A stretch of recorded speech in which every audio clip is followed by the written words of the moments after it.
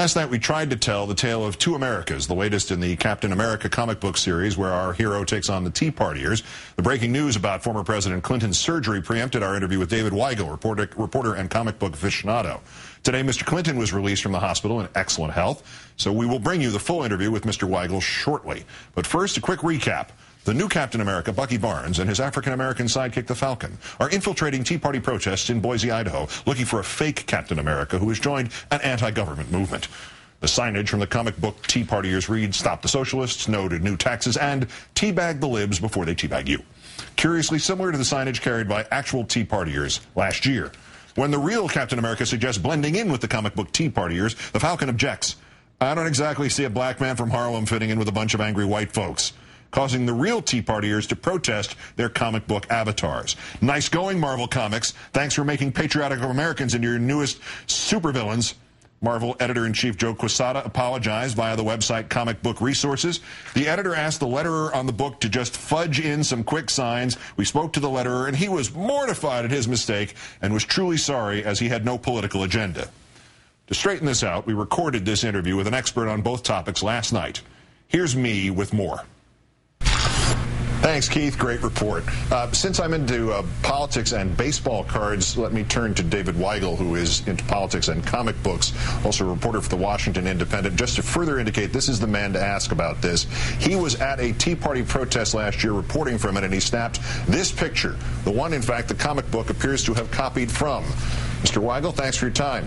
Thank you. That photo will outlive me by many, many years, I think. But I don't get it. The publisher's apologizing for showing the phrase that, as your photo kind of confirms, was first used by somebody at a Tea Party a year ago? Well, in their own words, they're apologizing for making it clear that this storyline happened to include a Tea Party rally, that it was a Tea Party event instead of just a vague white supremacist event. And it's up to them. I don't see why they would apologize, because this is art. This is storytelling. And there are lots of movies about the 1960s where somebody goes to an anti-war protest and then they get sucked into the Weather Underground or something. Well, now this brings me to a comic book question more than a politics question. Have comic books become so refined a niche kind of thing that they have to be worried about losing every customer? What happened to that attitude from the 60s and indeed the 50s that you just referred to?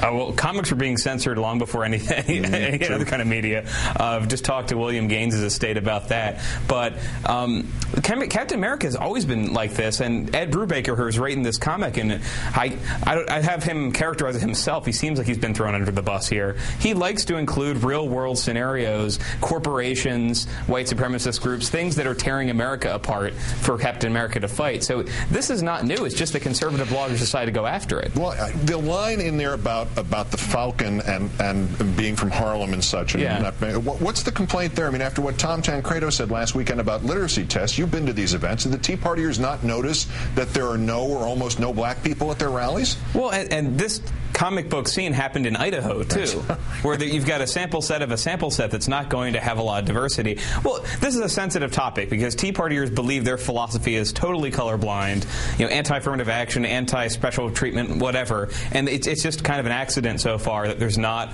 a rainbow coalition showing up to this. So implying that there might ever be racism involved in this is offensive, and I see that, but for a storytelling purpose like this, it's just so hypersensitive.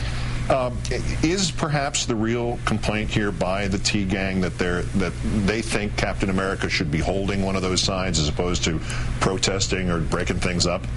I think so, but that's a really boring story. I mean, and they've had there's a great comic, well, great in the sense that Mystery Science Theater 3000, we would call it great, comic called Liberality for All, where Sean Hannity and G. Gordon Liddy team up to fight liberal evil in the future, and I'm glad I just revealed that I know about that. But that would be adult comic. I think some of the complaint too is that they really hate this teabag insult. But again, I took this picture at a rally, an actual rally. Somebody put that on a sign. I've seen buttons that kind of adopt this slur. They're not comfortable with being part of the conversation, being part of the cultural landscape quite yet. They want to be adored, and that's something, the left got over that a long time ago. They're used to everyone hating anti-war protests.